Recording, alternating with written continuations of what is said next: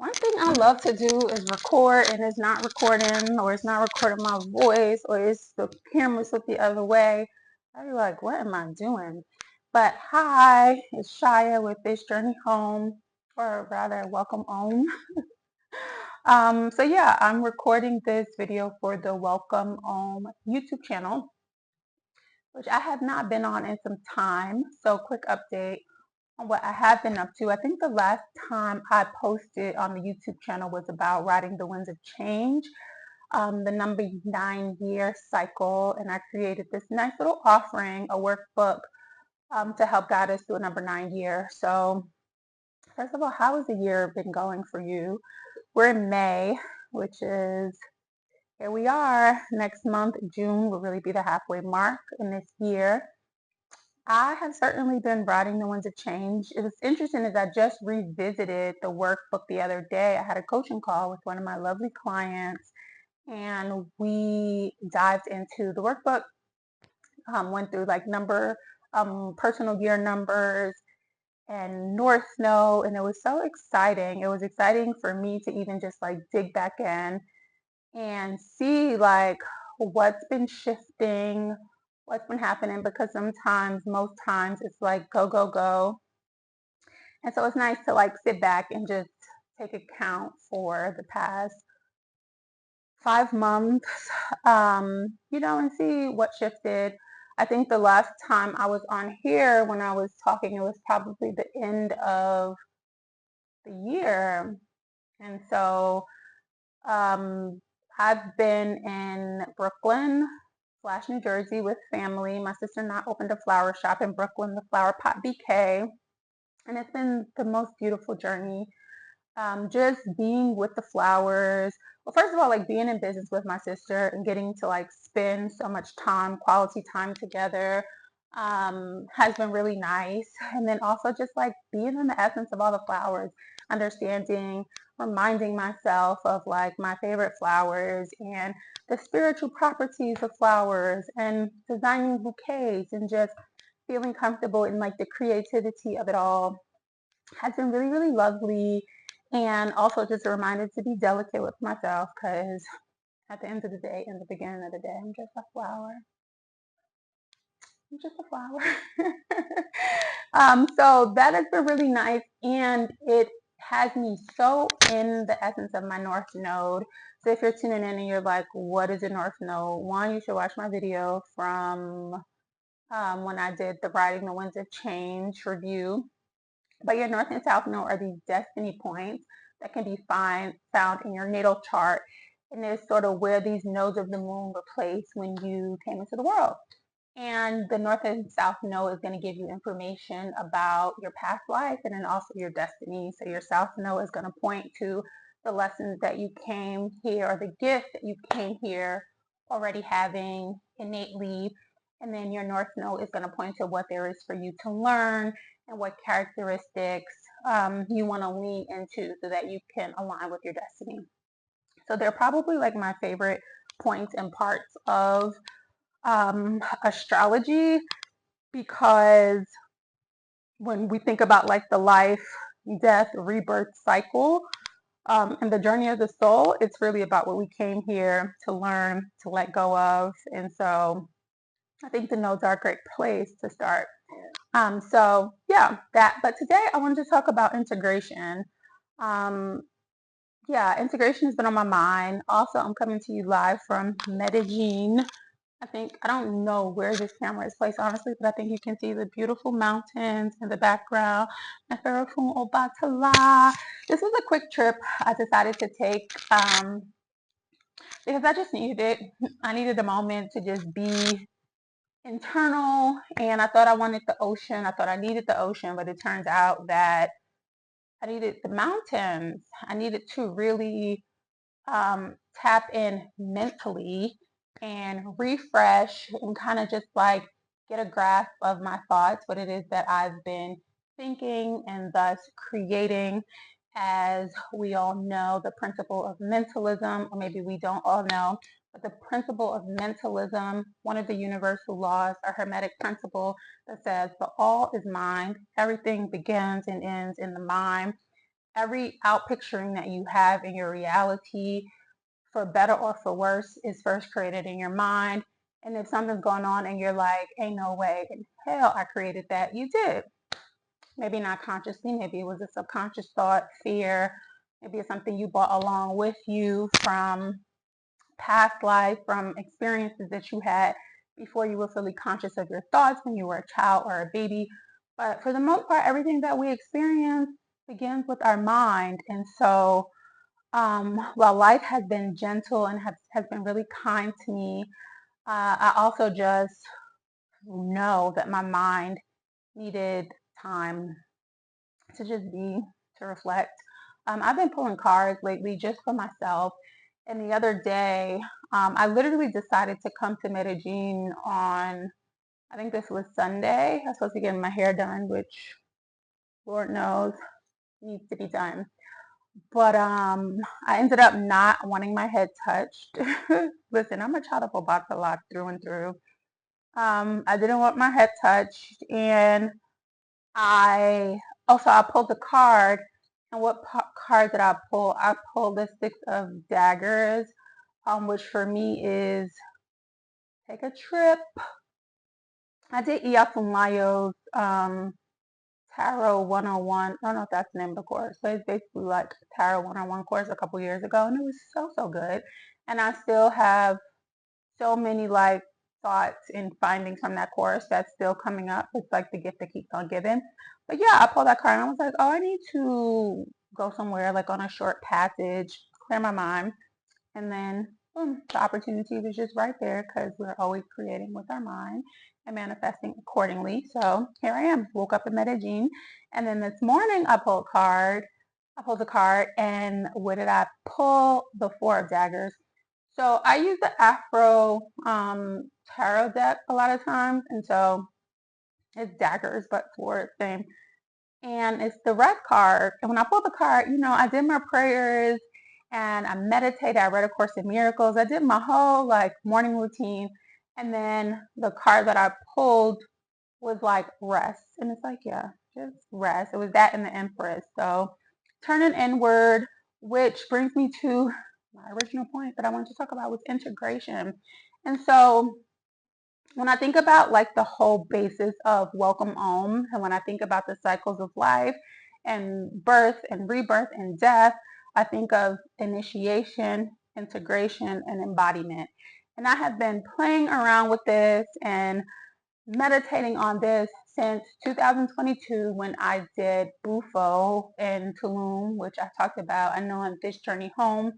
But Bufo was such a profound experience for me because it took me through the cycles of death and rebirth, in that instance. And for those of you that are not familiar, Bufo, actually, I don't want to get into it. I'll do a different video on Bufo, but it's um, it's an experience. I will say that.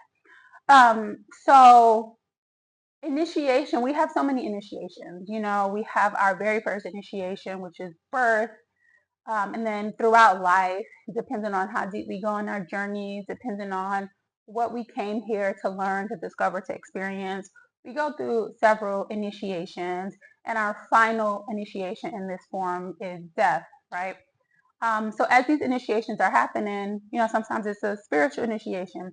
The initiation is the beginning of something. So it's like something happens, it sets you on your course, it puts you on this path. And then the work that happens after initiation is what I refer to as integration. And integration is the work, it's the healing, it's the laboring, it's allowing what you just experienced in your initiation to move through your cells, your chakra, your nodes, all of the fibers of your being so that it can guide you and usher you into embodiment. And embodiment is being that you become that which you seek. It's no separation between you and the essence of who you were created to be. Embodiment is a rested nervous system. Embodiment is an acceptance that you and your creator are one. Embodiment is the realization that God literally created you in the image and likeness for you to then create here on earth. God experiences this 3D reality through us. So, what type of experience is it that you want to create? Is it one of suffering and pain and agony? Is it one of abundance and joy and beauty? It's really up to you. Oftentimes, when we talk about integration, you truly get to the essence of abundance and joy, like unspeakable joy and peace and understanding through the darkness, through the shadow, through the pain. So typically, you don't have one without the other. Typically, when you're going through a process of integration, it doesn't feel good. It isn't supposed to. It is the process of refinement. It is where the diamond becomes the diamond. It is the caterpillar before it becomes the butterfly. It is the rose growing through the concrete, not sure what it will become, finding its way through, seeing like the essence of the sunlight. It's the thorns, like that's the integration process. And so, in lived experience, integration, the three cycles can sometimes happen simultaneously. They can happen together. You can be at different parts of this cycle in different areas of your life. Like, for instance, you may have gone through a health initiation. Something happened with your physical health, which caused you to wake up and really like get into your body and understand that in order to overcome whatever this disease has presented itself as, there is some undoing and unbecoming and healing that has to happen. That's integration.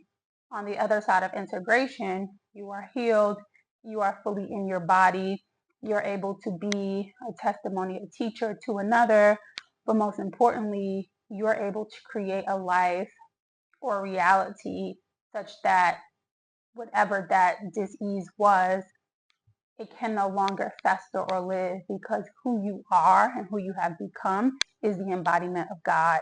And as the embodiment of God, there is no illness, there is no disease. That's heaven.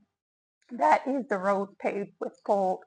That is how we achieve um, enlightenment, heaven on earth, is by going through the pits of hell, which comes in the form of integration. And so that's what I wanted to share. Wherever you find yourself on your journey, be it, the start of something new, the completion of something, considering that we are in the midst of a number 9 year, we are in the midst of the winds of change. Oya is doing what she does. Things are dying. People are dying. Ways of being are dying. Systems are dying. Um, all of this is an initiation into what is to come, into what will be. And so, as we are all navigating that, just remembering that the integration process takes, um, it takes time, but also what is time, Like a timeline can shift in an instant once your mind is made up. And so, just a reminder, really and truly, to take care of yourself. And only you know what that really and truly looks like. Your body knows. Your body holds the codes. There's so many programs and philosophies and things that I've studied over the years that separated me from my body, only because I didn't fully understand it. So there will be things like, I am not my body. And this is just on my own path of enlightenment, where I wanted to completely like obliterate my ego and really be on this path of Christ consciousness. And as a very like infantile phase of that. It's like, oh, I'm not my body, I'm a spirit, I'm having this human experience, which is true, right? But then as you grow and settle in the meaning of that, you can't exist in this 3D reality and really create without your body, you know? So in so many ways, there's not a separation between you and your body. It is a declaration in your mind about who you're going to let guide your body. Is it going to be your ego, or is it going to be your soul? And so your body really does hold the codes. And I think one of the ways to heal your nervous system, or to have your nervous system be in such a way that it can actually contain and accept all the goodness that is meant for you, is to tap in with your body through meditation, through walks, through just really listening. Listen out, do body scans. I'm always doing body scans to just understand what is happening on my body from the crown of my head down to the soles of my feet. Where am I feeling angst in my body? Where am I feeling unease? In what ways is my heart heavy? Where am I feeling butterflies or tightness within like my solar plexus region? What's stuck that needs to be moved? And so then I'm finding ways to move that energy, whether I'm doing it at home with like qigong, bouncing, shaking, jumping jacks, moving the limbs, or going to yoga, stretching out, like what's stored in my hips and my shoulders that I'm complete with, Um, the brain is always scanning for what could go wrong. It's, naturally we find ourselves in survival mode, which is helpful because it keeps us alive in this world where many things are presented as dangers, or could potentially be a danger. And so it's up to us to quiet the noise and to remind ourselves and to remind our organs and to remind our brain and our mind and our nervous system, parasympathetic, sympathetic nervous system, that we are okay. We are not in danger, that everything is fine. I am protected. I am well. I am safe.